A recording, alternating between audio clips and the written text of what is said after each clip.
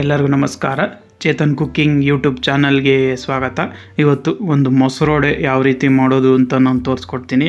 ಒಂಥರ ರೀತಿ ಖಾರವಾಗಿ ತಿನ್ನೋಕೆ ಸೂಪರಾಗಿರುತ್ತೆ. ಬನ್ನಿ ಅದು ಯಾವ ರೀತಿ ಮಾಡೋದು ಅಂತ ಒಂದ್ಸಲಿ ನೋಡೋಣ. ಹಾಗೆ ಹೊಸದಾಗಿ ನೋಡ್ತಿರೋರು ನನ್ನ ಚಾನಲ್ನ ಲೈಕ್ ಮಾಡಿ, ಶೇರ್ ಮಾಡಿ, ಸಬ್ಸ್ಕ್ರೈಬ್ ಮಾಡ್ಕೊಳ್ಳಿ. ಮೊದಲು ನೋಡಿ, ಉದ್ನೋಡೆನ ಈ ರೀತಿ ಮಜ್ಜಿಗೆಯಲ್ಲಿ ನೆನೆಸ್ಬೇಕು. ಒಂದು 2 ನಿಮಿಷ ಈ ಥರ ನೆನೆಸಿ,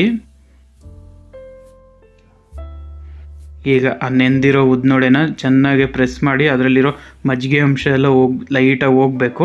ನೋಡಿ, ಈ ಥರ ಪ್ರೆಸ್ ಮಾಡಿದ್ರೆ ಅದರಲ್ಲಿ ನೀರಂಶ, ಮಜ್ಜಿಗೆ ಅಂಶ ಎಲ್ಲ ಹೋಗುತ್ತೆ. ಈಗ ಒಂದು ಪ್ಲೇಟಲ್ಲಿ ವಡೆ ಇಟ್ಬಿಟ್ಟು ಅದ್ರ ಮೇಲ್ಗಡೆ ಮೊಸರು, ನಾನಿಲ್ಲಿ ಗಟ್ಟಿ ಮೊಸರೇ ಯೂಸ್ ಮಾಡಬೇಕು, ಯಾವುದೇ ಮಜ್ಜಿಗೆ ಗಿಜ್ಜಿಗೆ ಯೂಸ್ ಮಾಡಬೇಡಿ, ಮೊಸರಲ್ಲೇ ಮಾಡಬೇಕು ಇದನ್ನು. ಇದಕ್ಕೆ ಸ್ವಲ್ಪ ಉಪ್ಪು,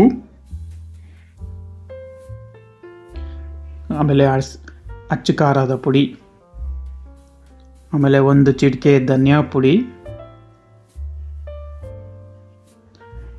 ಆಮೇಲೆ 1 ಚಿಟಿಕೆ ಗರಂ ಮಸಾಲೆ, ಆಮೇಲೆ ಸಣ್ಣಗೆ ಹಚ್ಚಿರೋವಂಥ ಕ್ಯಾರೆಟ್, ಈರುಳ್ಳಿ, ಕೊತ್ತಂಬರಿ ಸೊಪ್ಪು,